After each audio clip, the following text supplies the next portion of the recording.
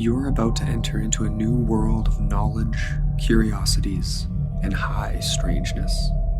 This is a podcast of Straight Up Strange Productions. You're listening to Mysteries and Monsters. I'm your host, Paul Bestall.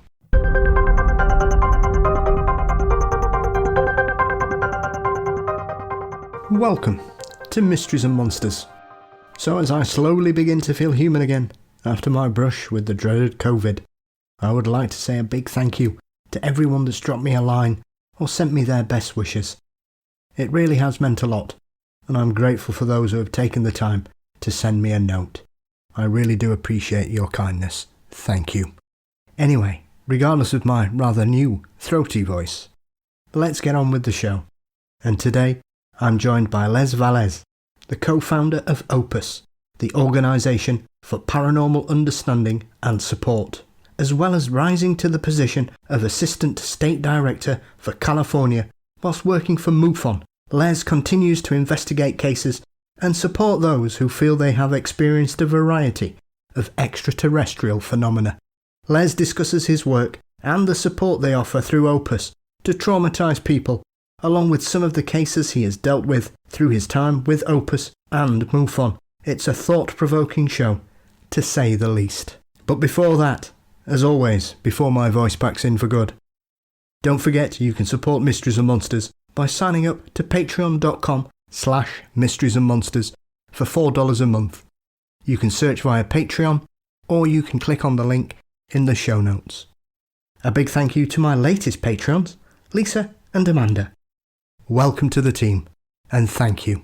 As always, Mysteries and Monsters is also on all social media platforms, Facebook, Twitter, Instagram, and you can subscribe to the Mysteries and Monsters channel on YouTube.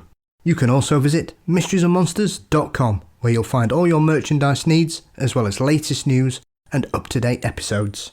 A big thank you to Dean Bestall for his artwork. Mysteries and Monsters is produced by Brennan Storr of the Ghost Story Guys, and we are delighted to be a part of the Straight Up Strange network. Now, to join Lester Velez to discuss the experiencer phenomenon. Today, we return to the field of ufology and the abduction experiencer phenomenon in the company of Lester Velez. A former field artillery officer in the US Army, Lester joined MUFON in '91, rising from field investigator to assistant director of Northern California. During this period, he also became a facilitator for Abduction Support Group and formed OPUS, the Organisation for Paranormal Understanding and Support. Lester, welcome to Mysteries and Monsters, sir. Well, thank you so much for having me today. You are very welcome. Les, you're one of those people that seems to have found their way into ufology, from what I gather, from a personal sighting that you had as a child in Connecticut when you were about 11 years old, I believe.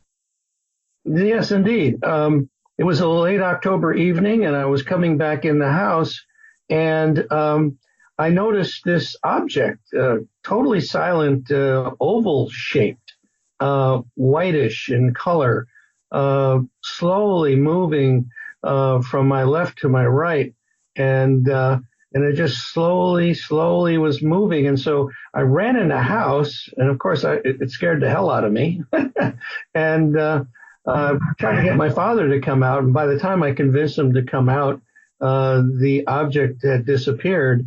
And so he said, well, it's probably just a beacon of light reflecting off a cloud. Well, that didn't sit well with me. I did not believe that's what it was.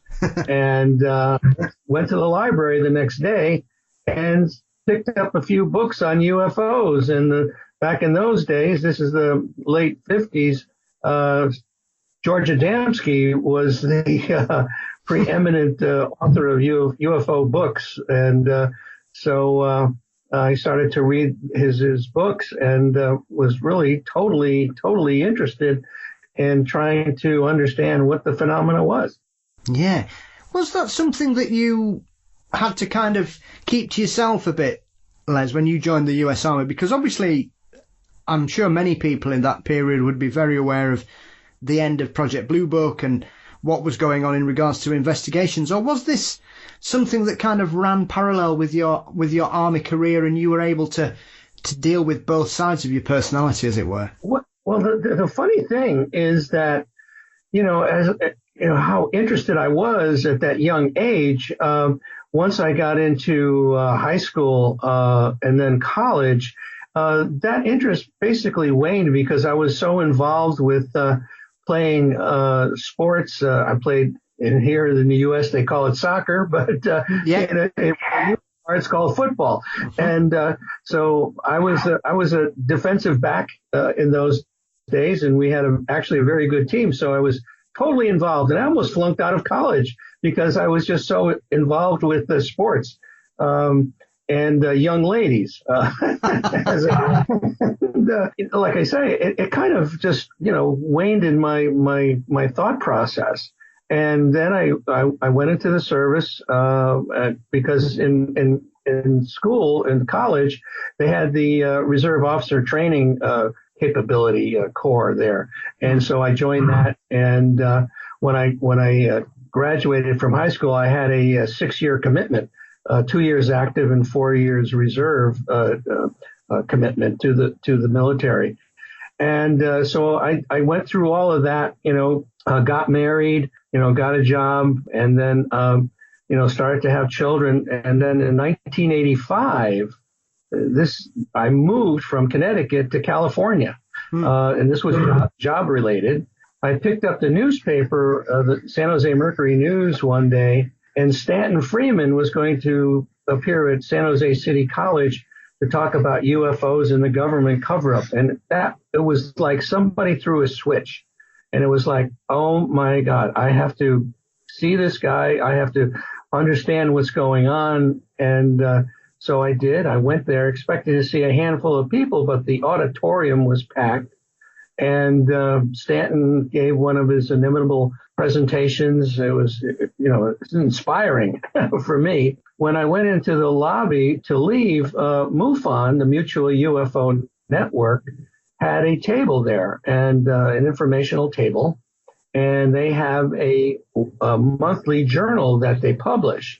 And so I decided, okay, I'm going to sign up, become a member, and get the journal. Well, that's when things got interesting, because a very short time thereafter, I found myself saying, this is not enough. I have to do more. And well, I found out that they have a field investigator training course that they can put people through. And so I decided, okay, I'm going to become a field investigator and, roll up my sleeves and really get out there and talk to people and see what's going on. So as it turned out, almost without exception, all the cases that I got involved with turned out to be abduction type cases where people felt that they had been taken by non-human entities. So that to me really blew my mind as far as, first, I was involved with the nuts and bolts aspects of this phenomena, but now you're getting into the human, type of interaction with these non-human entities. And so that put a whole different spin on how I started to go down the road with regard to this phenomena. Yeah, I mean, because I was going to ask you, Les, looking at your resume with MUFON, it seemed to be a lot of it was concentrating on the abductee phenomenon. And I was going to sort of ask you was that something you gravitated towards? But clearly this was something that when you were going out and investigating cases and speaking with witnesses, the phenomenon came to you rather than the other way around, it would seem. Exactly. And if you can imagine a person, having a path in life that you're not sure what that might be. Most people don't. And I certainly didn't. But when this thing started to come about, there was no question in my mind that the steps that I needed to take to continue on that path.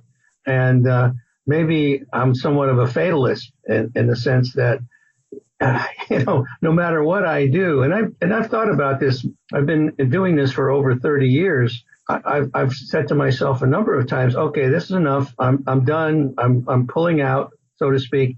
and boom, right away, I will get phone calls from people looking for help, looking for information, and I get pulled back into it. So I think there's some hand at work here that is continuing to push me in this direction. Yes, it sounds like it certainly seems to be the field that has attracted your talents, it would seem, Les, in regards to your abilities and your work in regards to what you've done in the last 30 years. And would you say you've been able to kind of see the change in the way people feel more comfortable coming forwards? Because obviously, as someone that's had a long interest in ufology, Les, I'm aware of how people were viewed 40, 50 years ago when anybody was brave enough to come forwards. And obviously you referred to the infamous Adamski at the beginning there, which I think anybody with a passing knowledge of ufology is very aware of George's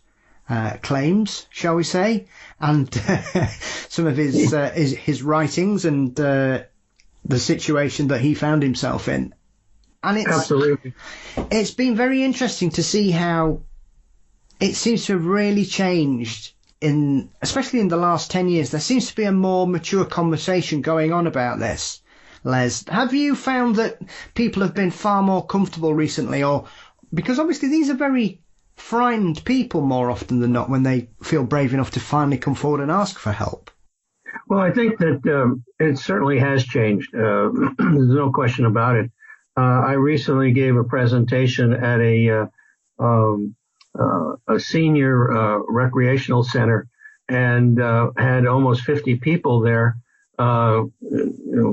listen to my talk, and the questions that were asked were really good, intelligent questions, and people seriously trying to understand the phenomena. And so yes, it has changed, and of course it's certainly been helped recently, like 2017, the New York Times article about the Nimitz incident in 2004, where these Air Force pilots off the Nimitz carrier, interacted with this object, or a couple of objects actually. And so, when you start hearing things like that, and then our own government here, coming out with the fact that they've started the UAP task force, well, now it's actually changing again, and with another name, which off the top of my head I can't think of it because it's this long, typical military type of an acronym. But anyway, the bottom line is that people are seeing this and hearing about this, and so it's at another level.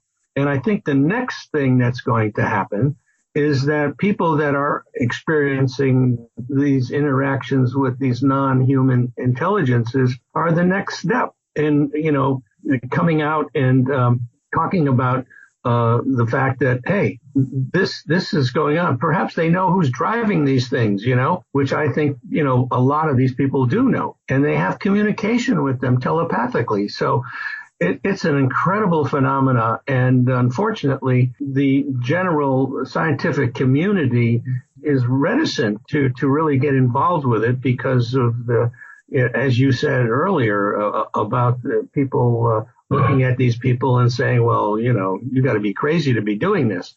But less and less of that is going on now. More scientific people are stepping up and starting to look at this, and I'm sure our government, and probably yours as well, is already doing that. They're already looking at this. They're already talking to people, these experiencers or abductees, and trying to understand the phenomena, in a greater way.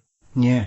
Do you think that so far, as you refer to, I've spoken to a couple of people, Les, and there seems to be a bit of a frustration in regards to this, that, as you mentioned there, they seem to be compartmentalizing this subject already, whereas we're just dealing with sightings. And for me, you can't really slice this subject up into these particular sections. I think you're going to have to look at this, and it seems as if they're trying to keep the abduction or the experiencer phenomenon to one side as far as they possibly can. From looking from the outside anyway, Les, it certainly seems as if, as you mentioned there, some people really don't want to dive into this subject, because anybody looking back through the history of it will see that whenever anybody's dove into the abduction phenomenon and spoken with witnesses and investigated cases from all over the world,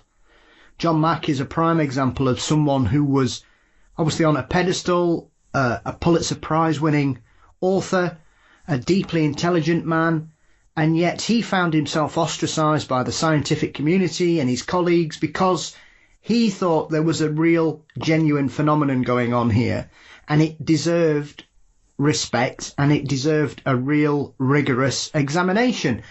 And yet, here we are 30 years on, and it still seems, for some people, Les, I'm not saying everybody, but it certainly seems that in officialdom, it's as if they don't want to talk about this subject unless something forces their hand. Yeah, I totally agree with you. It's one step at a time.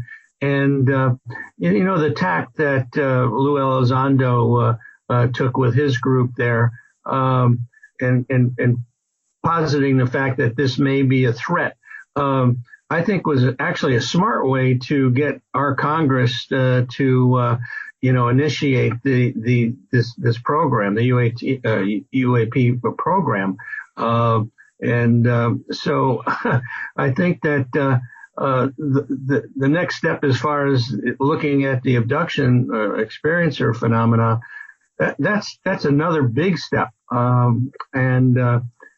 so I think, as I say, one step at a time, and hopefully, they can actually, put this thing right from the beginning and look at the phenomena itself from a nuts and bolts standpoint, and then step into the abduction phenomenon. And that's going to be a more difficult step, I think, for the government to take as far as being transparent. But I know they're already working on it. I mean, people like Kit Green and Gary Nolan from Stanford University, they've been working with these experiencers, and even done brain analysis and looking at their caudate putamen area of their brain and the connections in those areas on these people that have psychic abilities and telepathic capabilities. And, it's the old chicken and the egg. Are these people been manipulated, eons ago to have that capability? Or is this an awakening that was caused by their interaction with the intelligences? These are all questions that need to be answered, but right now I don't think we have the tools or the DNA of the aliens to understand what's going on. Very true. When you first started out working alongside MUFON, Les, I suppose it's one of those things that perhaps when you go into this subject or into this field to learn and to investigate cases, when you get that first abduction case or that first experiencer case, obviously when we look back how we kind of dealt with these subjects compared to how we support these people these days, would you say you were kind of taken aback in regards to what you were able to offer these people in the regards of supporting them and assisting them? Because, for all the best intentions in the world, and as you say, people can obviously be very, disregard these people with a complete lack of respect, Les. And I think sometimes these people have had such traumatic experiences on a variety of levels that I think simply ostracizing them and just saying, no, you're talking absolute nonsense is not what was needed. And I think, would you say when that first case appeared from you, were you a little bit perturbed in regards to what you could do as an investigator, Les, and the fact that you probably needed to be more open-minded in regards to what you could do? Well, I think, your believability quotient can be, described as something that in the beginning was narrower. But now I'm telling you, it has expanded to the degree that there's not much that people will tell me that is not possible, I believe. And you're coming, good question, Paul. When I started to work with these people, they would ask me, did I know of other people having similar experiences? And I said, yes, I do. And so the next thing I'm facilitating a support group. Well, I tell you, I've learned more sitting in and moderating, facilitating a support group than any book that I've ever picked up. Just listening to these people, understanding what they're going through. And the support group has been such a positive thing for these people to understand that they're not alone, that there's other people having these types of circumstances. These people are empathetic when it comes to understanding the other person. They realize the stress and fear the PTSD that's involved with a lot of this. So a good example of learning something, and it derived from a case that I got involved with, a couple that had been picnicking in a state park near Santa Cruz, California. And they were coming out of the park. This is at dusk, and they noticed this light over the ocean. And this light got bigger and bigger until literally it was over their head. And it turned out to be a triangular craft about the size of a Learjet, a small Learjet. Make a long story short, there was a total of 7 of these craft that came into this area and then settled in a canyon behind them. And all of a sudden, like they went around a corner, which there was no corner, and they just disappeared. Well, they were quite upset at this whole phenomena, and they started to leave the park. And that's the last thing they remember until 3 hours later, sitting in a restaurant, only about usually 10 minutes away from where they were. And so they both developed a rash afterwards. And they went to 2 different doctors who couldn't figure out what it was. And so finally, they came to our meeting, and they had taken a photograph of this rash that they had. And they showed it around to the people in the group. And almost without exception, the group said that they had a similar rash at one time or another. And one of the people in the group said, well, I know what that is. And so we all, with our mouths hanging open, said, what is it? He says it's a reaction to the fluid that they dip you in when they bring you on board the craft to sanitize you. So anyway, I've never read that in any book. So those are kind of things that just happen, time and time again, where these nuances of the experience start to unfold. That's why I, finally, after all these years of working with these people, I decided to, put it into a book, The Unknown Other and the Existential Proposition of Alien Contact. I felt that it's important to get the word out that these people do not have a psychopathology. They're not fantasy prone. They don't have any of these things that these debunkers, come up with, because we've done one study called the Omega-3 study, which is the full report of the Omega-3 study is in the book. And we go through the process of working with 71 people that felt that they had been abducted and 51 people as a control group. And the things that, we found out are all outlined in the book. And so, we step through the physical aspects, the psychological aspects of the phenomena. And then, I try to attempt to talk about the debunkers and, the things like, well, it's all sleep paralysis. Well, it's not. 2/3 of all these cases have nothing to do with sleep paralysis. There's no false memory syndrome. Matter of fact, the American Psychological Association nor any other mainstream psychological diagnostic system has either ratified or proven such a diagnosis.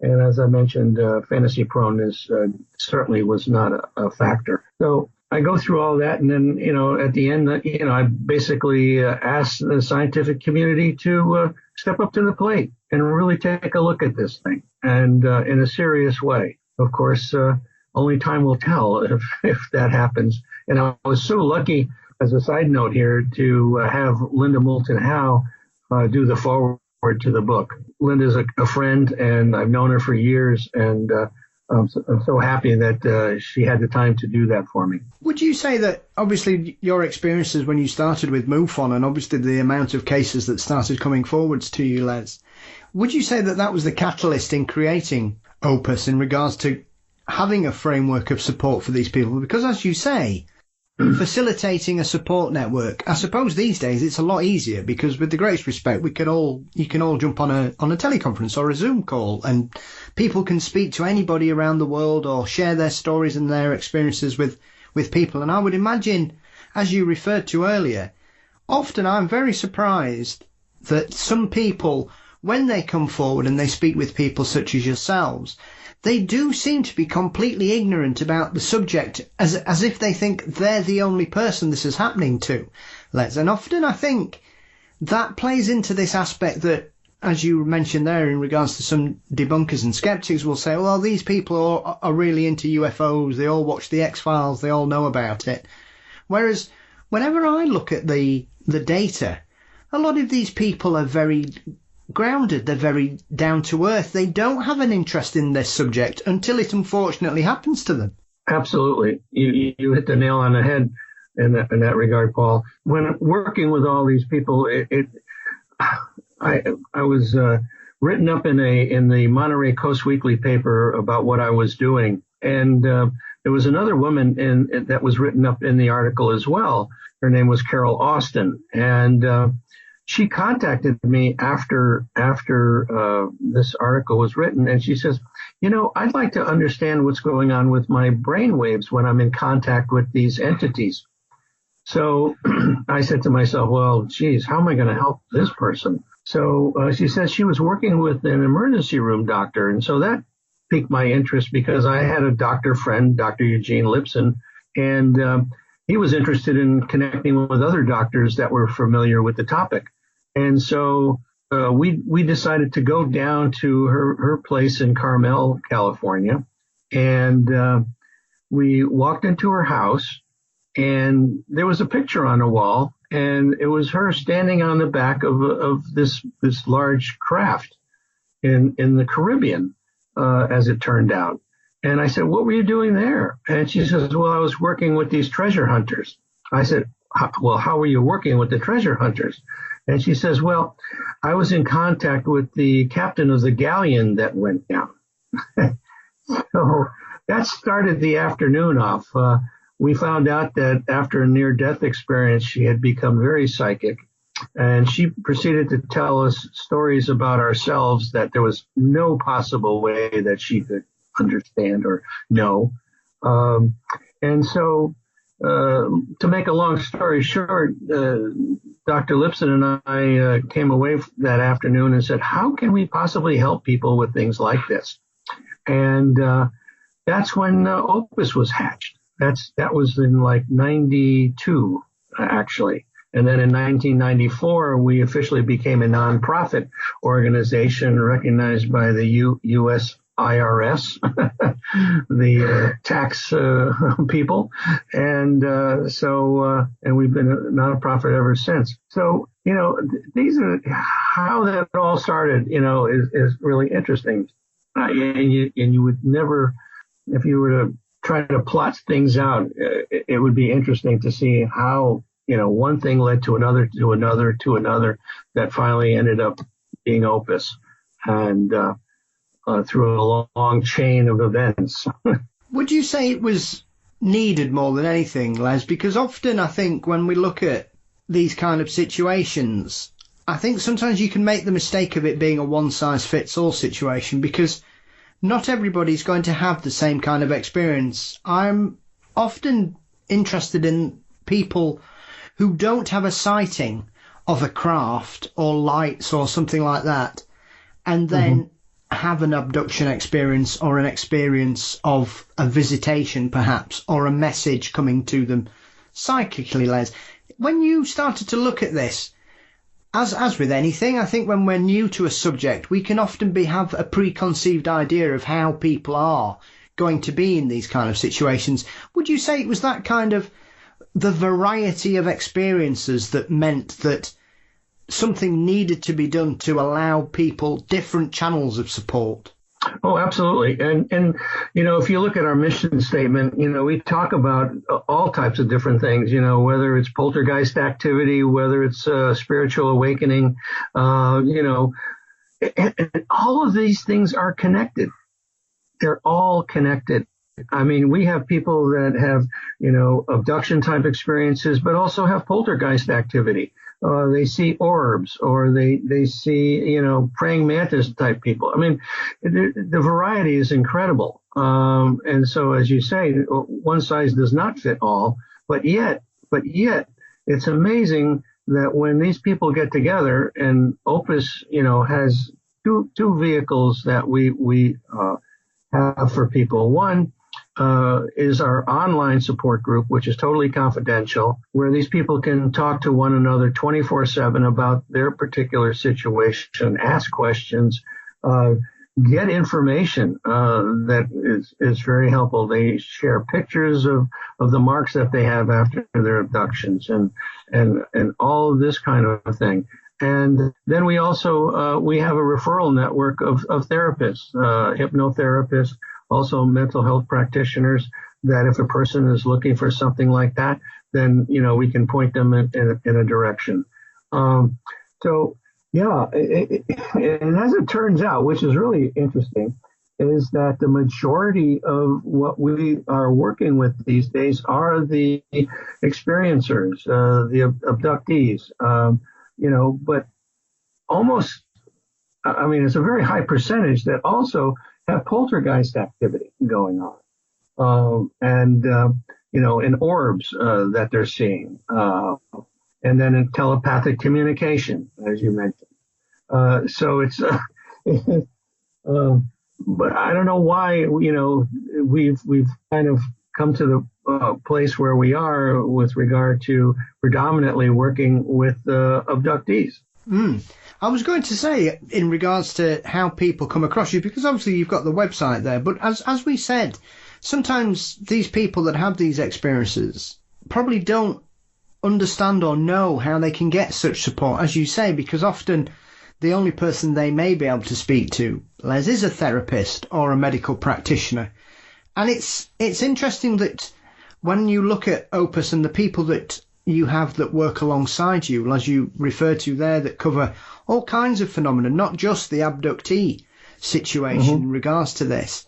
Has this been a situation where, when the cases have come, you've had to go out and get somebody who works in parapsychology or spiritual awakenings? Or did you kind of think at the beginning that you were going to try and look at as many types of phenomenon? Or is it simply that when these cases have come to you, you've had to create a network to support these people because you don't want them to fall through the cracks?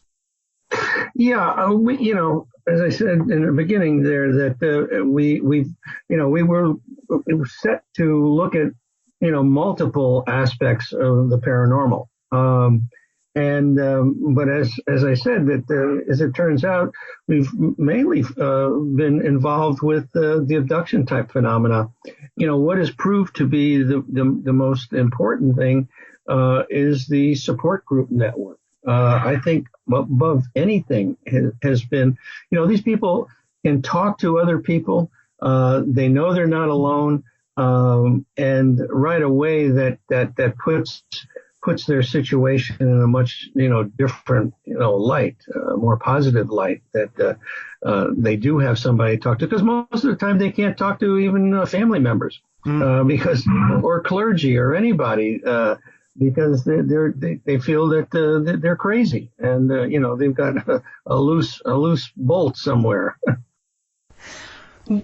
When you're sort of dealing with these people in the first instance, is it a case of often people will say, oh, well, it's a specific type of person, or it's a specific type of experience. And yet, as I'm sure you'll tell me, Les, it's not just that. I know often people will suggest that people who claim to be abducted or have had an experience all seem to deal with the greys. But as you referred to earlier, there are other types of entities that these people are encountering. Is that another aspect of it? Because I'm often interested when you have a support group and these people are sharing their experiences with one another. Is it a case where there tends to be a larger amount of cases that feature a specific type of experience? Or is it a real smorgasbord of situations that are going on, and it's not just greys, and it's not just mantises, it's not just abductions. There are all kinds of things going on, and everybody seems to be having a different type of experience. It is a multifaceted phenomenon. There's no question about it. However, the greys, whether it's the short or the tall greys, seem to be the most common of all the different types of entities that people talk about. It's almost, I was talking to someone the other day and we came up with this fact that the greys are sort of like your iPhone or your Android. There's a store out in the universe that has these little guys. And everybody, including the mantis people, the reptoids, reptilians, the Nordics, the Arcturians, you name it, they all shop at this one place, get these little greys to go out and pick the humans up and bring them on board the craft. And there's been instances that it's really quite common for these things to be more robotic than anything else. And I've even had a person rip the arm off of one, and it was like no serious reaction other than it just left the scene, and then another one came. And so, are these purely robotic, or are they biological, or a combination, which I think it is, some kind of a biological robotic entity that was created to be utilized by all these different races to, interact with us, because I think they're afraid of us in a way, because I've again had people lash out at these things and cause quite a bit of damage. So I think they're utilizing these greys to keep it at an arm's length, so to speak. How fascinating. I mean, that's one of those things that often I think when we look at these situations, we can often fall into this preconceived idea of someone sees something, someone gets taken on board a craft, they have an experience, they're taken back. When you have these kind of situations where people are, I mean, I've never heard of anybody ripping the arm off someone in such a situation. I've heard of people fighting back, Les, and trying to get free, and there are numerous cases where people have had quite violent encounters. Are you surprised of the variety? Because often another facet of the debunking argument would be that these people are just regurgitating the same stories over and over again. And yet, I think when you go past the initial experience, these are deeply varied situations that people are finding themselves in, aren't they?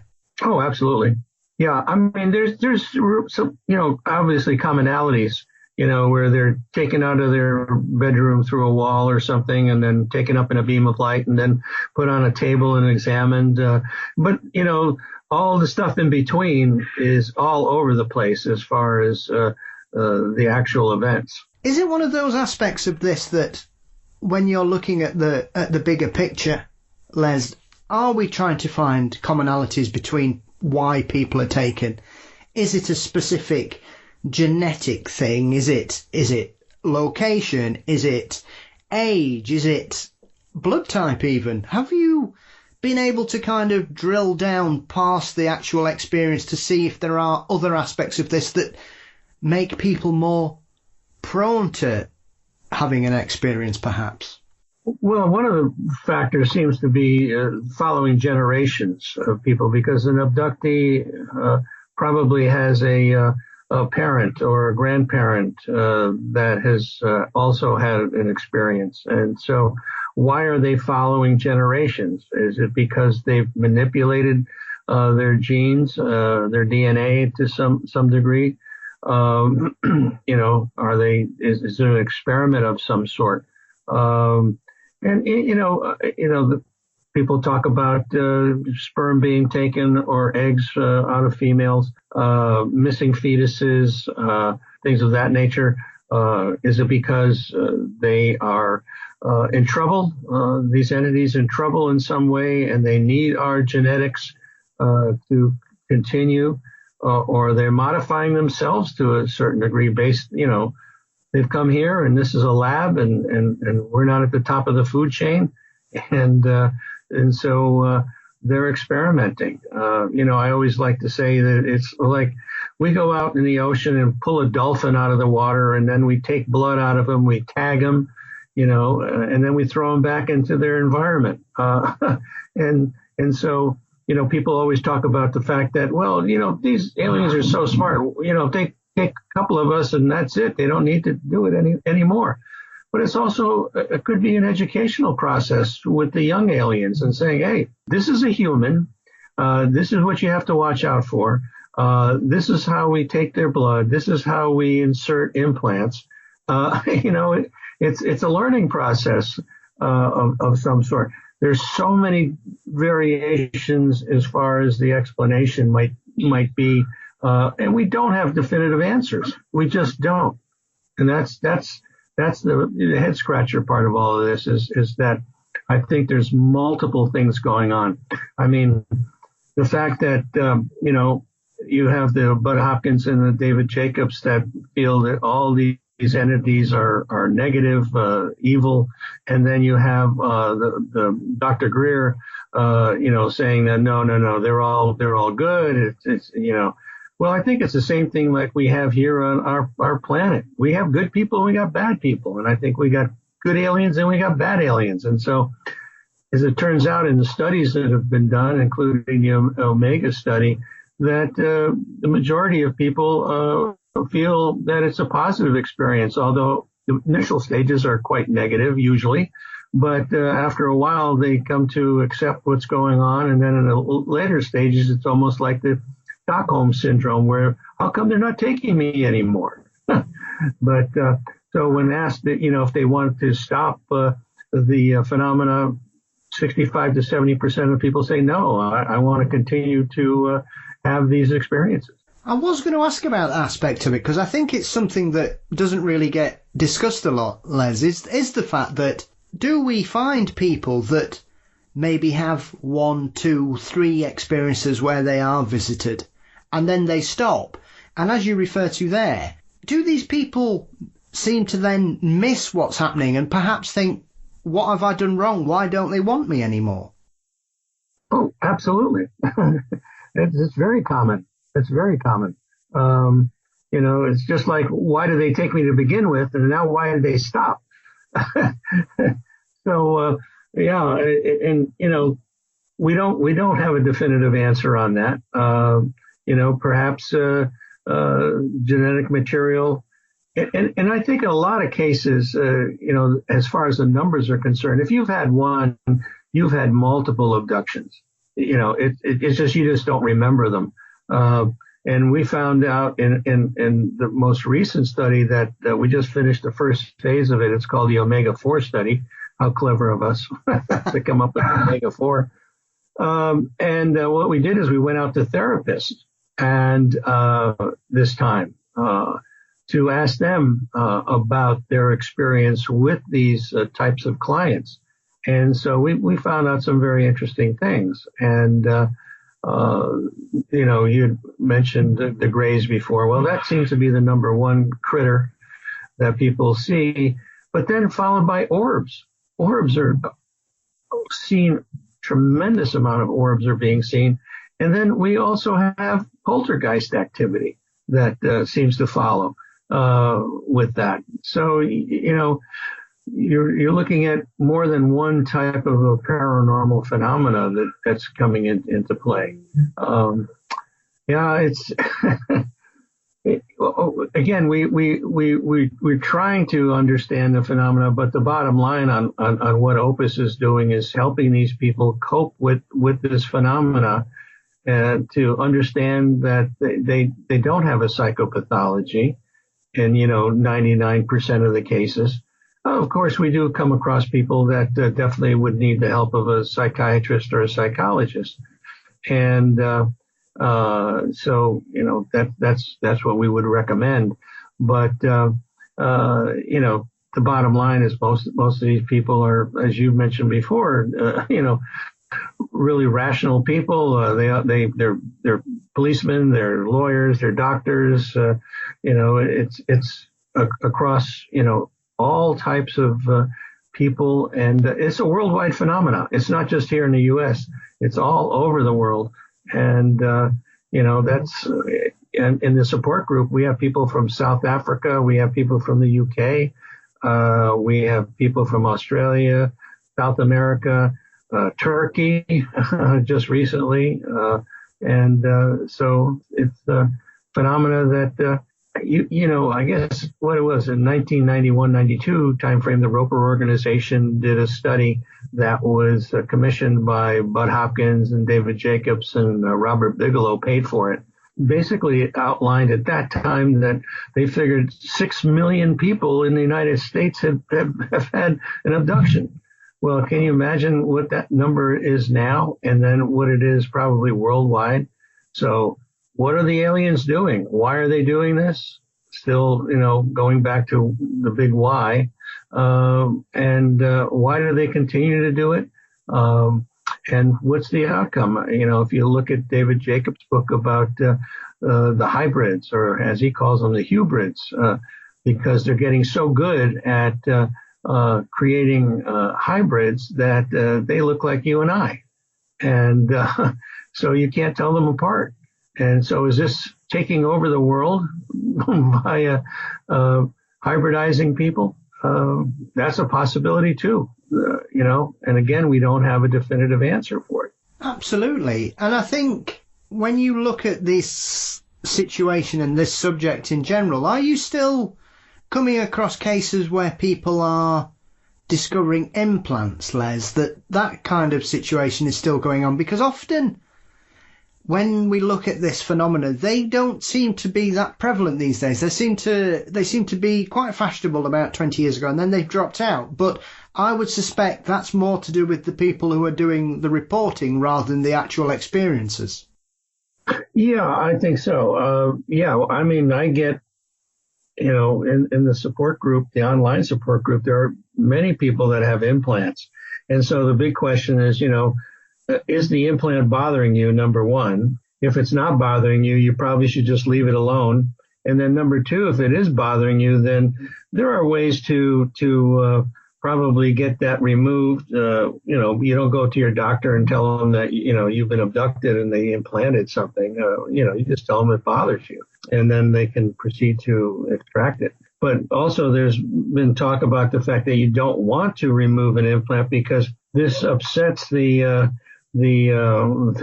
entities, and then they'll come back and place it another one in a place where you can definitely not get to it. So that's a whole nother view on this phenomena. But yeah, we have people in the group, and we get them. It's not a super common thing, but we still get them, and people ask about it. Do we know of people that can extract them? And we have a couple of names for people that we can pass along. But at the same time, it's much easier to go to your own doctor or a chiropractor, of all things, because they're very good about taking X-rays. And if you find it, then you can take that X-ray and take it to a surgeon and say, hey, this thing is bothering me. Can you, get it out? That's very practical things that go on here, with regard to the implants. And then, of course, Dr. Roger Lear, who since passed away here, the Alien and the Scalpel book about the implants that he removed. And there's some absolutely fascinating things about these implants where, there's no reaction to them from the body. They're made up of materials that are foreign, and not of this earth, and they transmit signals. And so, is it a tracking device? Is it it's a device to monitor? I heard the other day that it's a device to monitor pollution levels in a person's body. There's whether it's something that can actually manipulate the person that has it. That's another thing that's been posited. But again, we have no definitive answer. I mean, there's all types of, I get very skeptical about if somebody says, this is it, this is the only way it can possibly be this. And, but, maybe someday we will actually get to that point. Like I heard a conversation that Gary Nolan at Stanford University, a biologist, that talked about a hybrid thing. And he says, well, it's very difficult to tell if a person is a hybrid because we don't have any example of alien DNA. We haven't captured one of these guys, supposedly, and I think our government probably has, along with the craft and a whole bunch of other things. But according to him, anyway, we don't have a comparison to say that a person is a hybrid. Yeah, I think when you look at this subject, as you mentioned there, Les, it's very easy, and we should always be reticent about anybody that says they've got the solution, because I think often what we can sometimes miss in all this is that we don't have the answers. For a lot of us, we don't understand what is going on, and we can collect as much data and speak to as many people as we possibly can. But I still think that there's a lot of this that doesn't make any sense, does it? And it, like as we were saying, why are certain people taken? Why do some people get implants and some people don't? Why do some people have visitations where it's more of it's almost as if their soul's been taken out of them and their body stays in their bedroom or whatever, Les, and it's almost as if their mind's been taken out for a trip rather than their actual physical bodies. And I think often when you can look at this kind of subject, it's very easy to say, well, this is the reason. But I think, as you mention in your book, there seems to be so many facets to this phenomenon. I think it's daft to kind of just write it off as one particular explanation. Oh, I totally agree with you, Paul.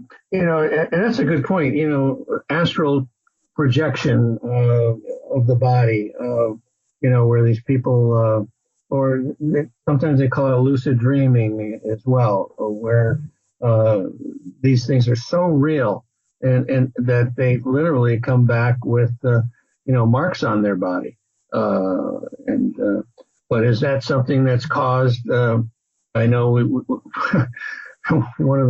one of the most recent cases got involved with was a woman who bought a house in South Carolina, was not only dealing with a poltergeist but with a demon, and this demon would leave marks on her body, and she would sense that it was in the room with her. And she'd feel it. She'd feel these marks being created on her back. And then, to make a long story short, brought in a person that was familiar with it. And they said there was a ley line running through the house. And that's where these creatures were coming out of, which I've never heard before. Now, that's a new one on me. I mean, I've heard of ley lines, especially in the UK. They talk about ley lines all the time. But as I said, this phenomena has so many facets, and we're just scratching the surface on the awareness part of it, let alone the understanding part of it. Have you noticed anything different since we've all been hit with the pandemic, Les? Because often when stressful situations occur, be it war or economic uncertainty or a change of government perhaps, sometimes that can lead people to be in a more stressful situation. Have you noticed anything that's changed in the last couple of years? Because this has affected all of us around the world. Or is it same old, same old? People are still having similar situations. Nothing seems to be changing in regards to the way people are coming forwards with their experiences. Yeah, I think the fact that we're lucky that we do have the internet capability where you do Skype or Zoom type meetings, and I know I've been doing so many Zoom meetings with the Opus group, individual people like yourself. So I think this has been a great outlet, so that if we were just totally cut off, I think people would be in a worse situation. And of course, there are people out there that are in a worse situation because they don't have the capability of the internet or knowing about groups. And so, that's probably the biggest thing about me writing this book is the fact that I wanted to, make it available to people, but also to get the word out that, hey, this organization exists. This is how we can help. And, hopefully make the kind of impact in the field and more awareness of groups like us. There are other groups out there, usually very local groups that exist. And we also have access to other support groups around the country that we can help people with. And that's part of the MUFON ERT, which I'm a research consultant for. That's the experience or resource team that MUFON, has put together. And I'll tell you a story it goes back to over 15 years ago that I spoke to the international director of MUFON, who was James Carrion at the time. At that time, MUFON was strictly a nuts and bolts type of an organization, and they weren't really focused or really paying much attention to the abduction phenomena. And so I told him, I said, you're really missing the boat here. Why don't, I know you're getting calls, from people looking for assistance, but you have no facility, no setup, no organization, no protocol to work with these people. So I said, send me those people. So what they did was to anybody that called in, I would get the phone call forwarded to me, and I would talk to these people and find out what they were looking for, and then give them the name of a therapist near them that could possibly help them if that's what they were looking for, or the name of a support group, or talk about our online support group. But anyway, out of that came the AERC, which is the Abduction Experience Research Committee that I was a chairman of.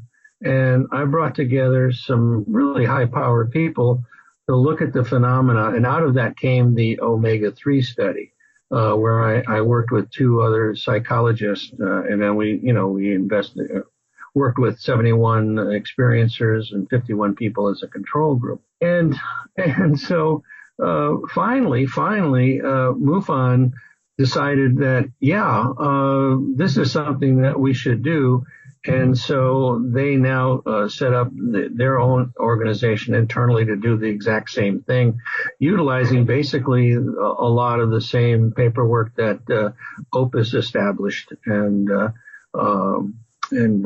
Kathleen Martin headed that group for a while, and now Gwen Farrell is the head of that group. And they have what they call their own set of ERT members that work with the field investigators. It's like a separate group. They're all field investigators, but then they also focus in on the abduction phenomena, and then also add addendums to the field investigators' reports as far as what they found.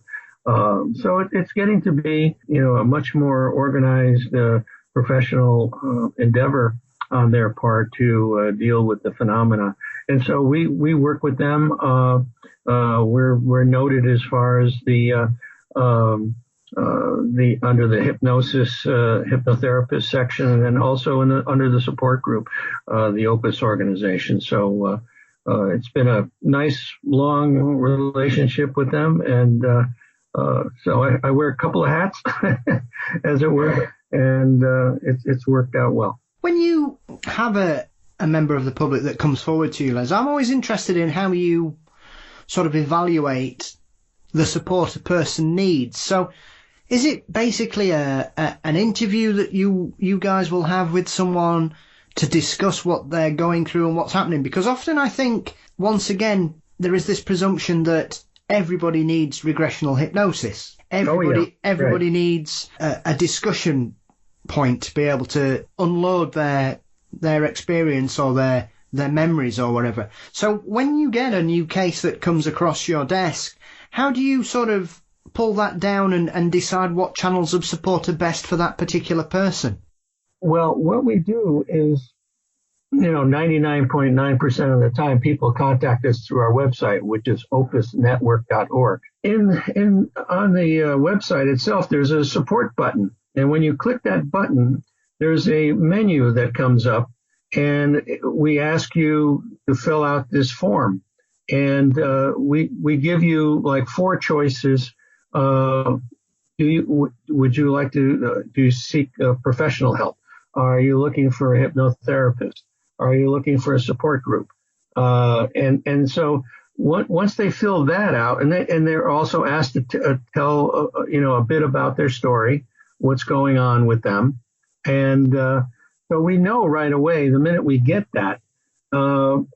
Sometimes they say, I would really like to talk to someone, and part of that form they fill out, they give us a phone number and where they're located, and so we'll contact them and talk to them if that's what's needed. But 9 times out of 10, they're looking to join the support group, and then the other percentage is looking for a therapist, a hypnotherapist.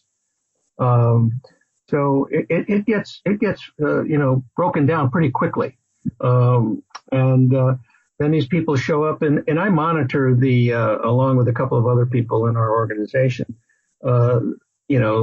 every email that goes through the support group network, and if we see something, matter of fact, we had a person that really sounded like on the edge, and so we told them that they needed to talk to the suicide hotline, which is an 800 number here in the United States. And do you have a number like that in the UK? Yeah, we've got several organisations that offer free support 24 hours a day, Les. So yeah, it's something that's, especially in this day and age when mental health is extremely important, regardless of the circumstances. There's a lot of support networks out there here in the UK as well. Yeah, I would like to understand who they are. If maybe you could send me some information on that, that would be dynamite. I'd really appreciate it, because matter of fact, we got a person recently from the UK, but then the support group actually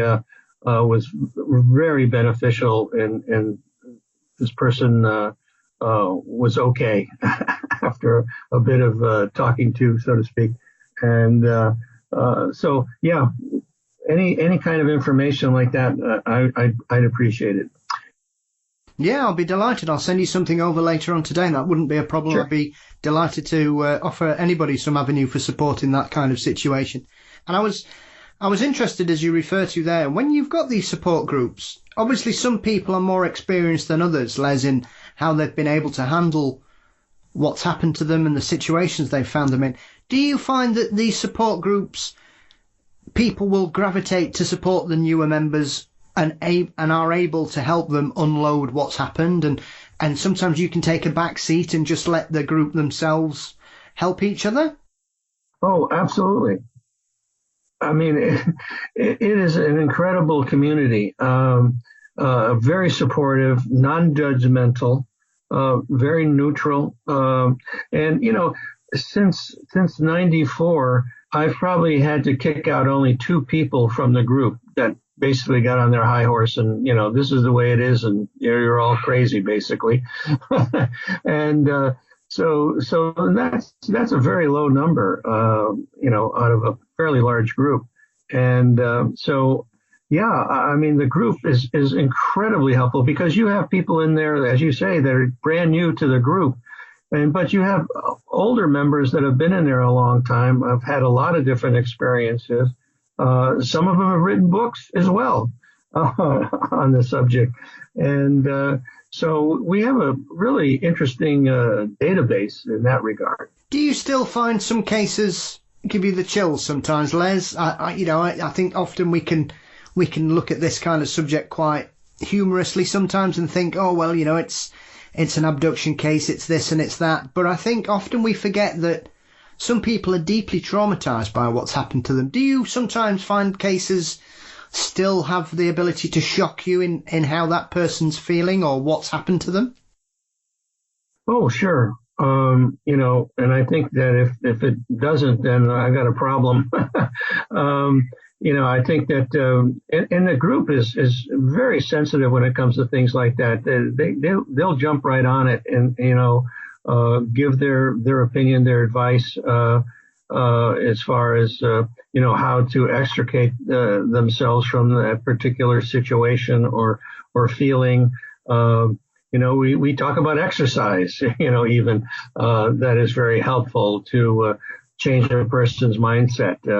Doing other things other than, constantly thinking about the interaction that has occurred that has caused you to feel the way you are feeling. And so, it's we get stories all the time that are, matter of fact, in the book there's over 30 stories from the people in the support group that have given their story of their experiences. And so that's another thing that's very helpful as far as the book is concerned, for people to take a look and see, hey, this is something that perhaps happened to you. So therefore, and these people are able to sit down and write about their experiences. And that's one thing we always tell these people to do, is to journal what's going on with them, to write these things down. It's very helpful to relieve stress in just doing that.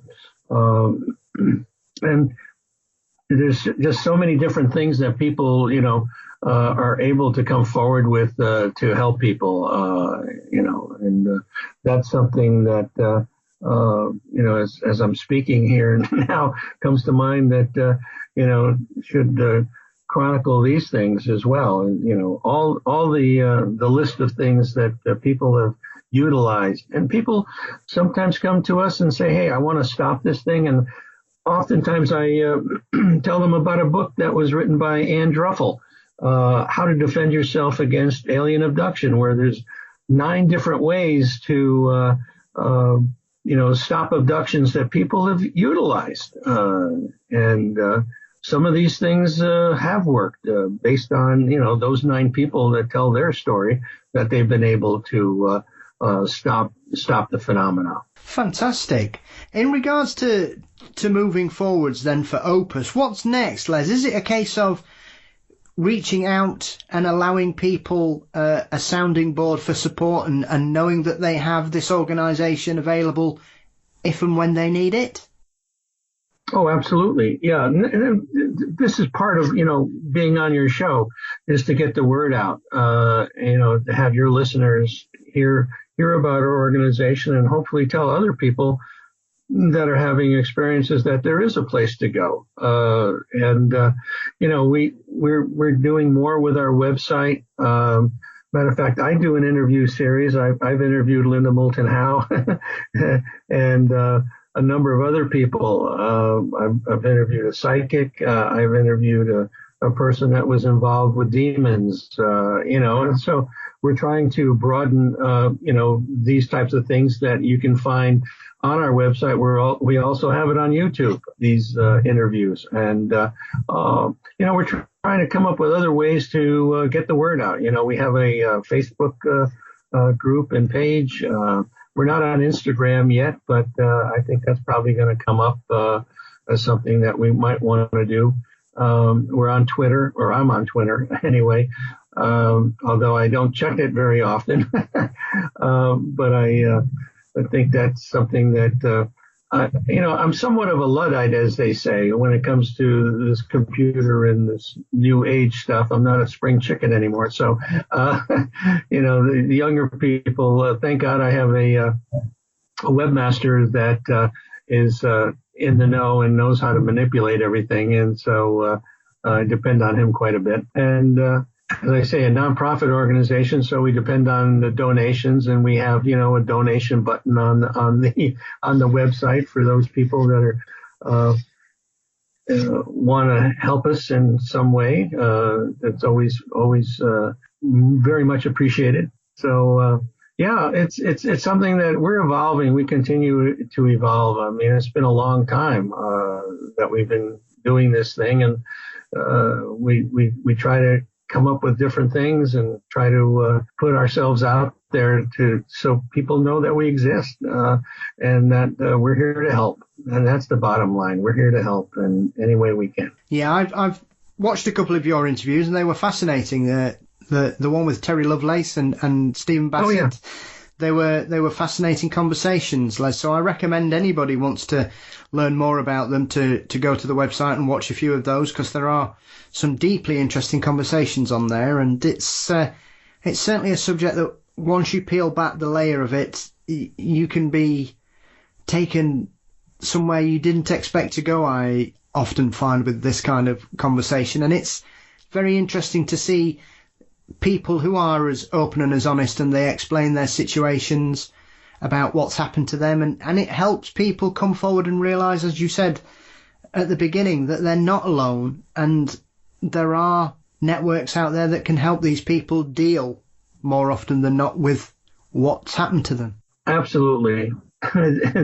Yeah, and that's the frustrating thing, I think, for me, is that here we are, we're here to help, and yet there's so many people out there that don't know where to turn, still. And, but we're finding that, especially doing shows like yours, we'll get a bump in the amount of people showing up, looking for help. Almost every time I do a show, that's what happens. And so that's why I'm, really thankful to you to give me the opportunity to chat with you and, tell our story. No, fantastic. So, Les, where can everybody get a hold of a copy of your fascinating book, and also the organisation if they need any support or help at all? Okay. Of course, we're on Amazon. Like, who isn't on Amazon these days? So it's The Unknown Other and the Existential Proposition of Alien Contact, with the foreword by Linda Moulton Howe. Just check it out on Amazon. And also, what you can do is go to our website, which is opusnetwork.org. That's one word, Opus, OPUSNETWORK.org. And the homepage has a picture of the book, and you click on that, and it'll take you right to Amazon, and you can buy the book there. And if you're a Kindle Prime member, the book is free. And if the Kindle book, I think, is $9.99, and the paperback edition is $20. And however that translates to pounds, all the proceeds of the book go directly to Opus, our nonprofit organization. I'm not taking anything out of it. This is a way for me to keep the organization going, because we do have expenses. Being on the internet, you have website costs and webmaster costs and all kinds of things like that. So it's important that we keep the fires burning as long as we can. Fantastic. Well, I'll put links to everything in the show notes for this week's episode, so anybody can track down a copy of the book and also go to the website if they have a story or an experience they wish to share, or they need any support. Les, thank you so much for your conversation. It's been fascinating and thought-provoking, and I'm delighted to finally get a chance to speak with you. As I said at the beginning, you're someone I've been aware of for a very long time, and I thank you for your time and considerable conversation this evening. Well, thank you, Paul. I truly appreciate the opportunity. It's been a pleasure speaking with you.